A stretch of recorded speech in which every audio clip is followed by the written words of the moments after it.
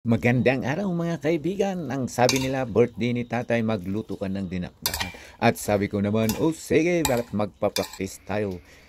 Ito na nga, dumating kalahating ulo ng baboy. So anong gawin natin? Paghiwalayin natin yung buto sa medyo malaman at yun ang ating gagamitin. Yung mga may buto ay para sa lambong, inango, kumbaga. Dagdagan natin ng isang kal. Uy.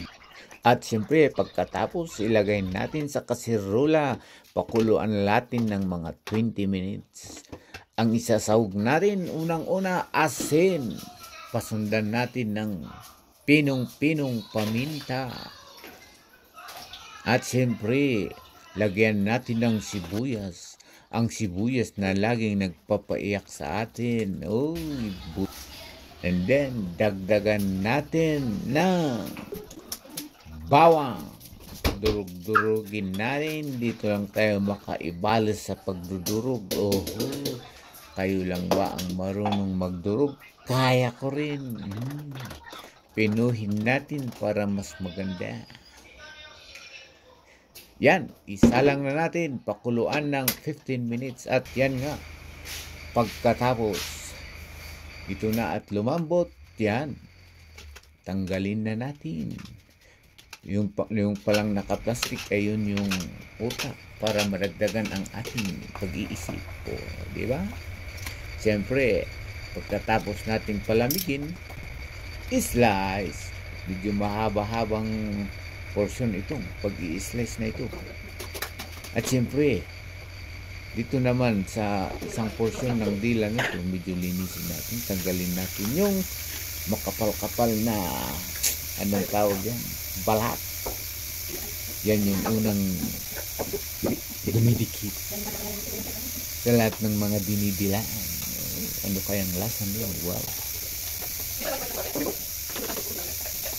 Yan. Ako ka. Okay. Wala pala tayong nabiling kalamansi. Kaya, date muna tayo. Kuha muna tayo dito sa backyard ni nanay. Yan. Diba? Since na ipipiga natin itong kalamansi, mas magandang hugasan na lang dahil baka may kasamang mga ibang vitamin. Yan. Ganito lang ang puspus sa kalamansi. Yan. Slice, puspus. Slice, puspus. Ganun lang yan.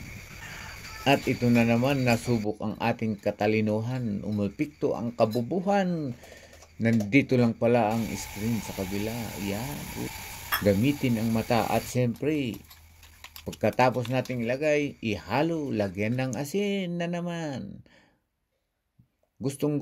Ang dinakdakan na ito ay gustong-gusto niyang maihalo.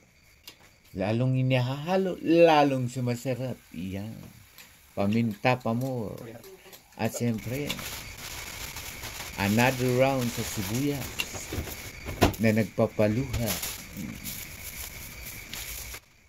Slicein natin ng manipis. Manipis na manipis na manipis. And then, saka natin ihalay.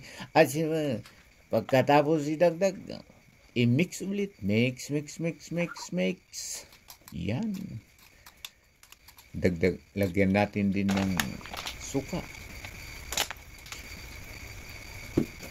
Pagkatapos mahigop niya yung kalamansi, saka natin dagdagan ng suka. At kung akala nyo natatapos na doon, ay hindi pa. Meron pa tayong luya na isasama. At ito, durugin na naman natin pagkatapos maukisan. At siyempre, iwahin ulit ng pinong-peno. Pero bago natin yun ilagay muna natin yung utak. Yun. Isunod na natin ang na-slice na luya. And then mix. Mekos. Pagkatapos nun, ito na naman. Ito na, final na to. Kaunting mayonnaise. Then mix. Mekos. Yan. Habang minimekos natin yan, sumasarap ng pasarap. After 2 hours yan, lalong susarap yan. lalong hihigupin niya yung mga inilagay nating mga pampalasa. At siyempre, pagkatapos nito, chibugan na. Pagkatapos ng hintayin natin si birthday boy.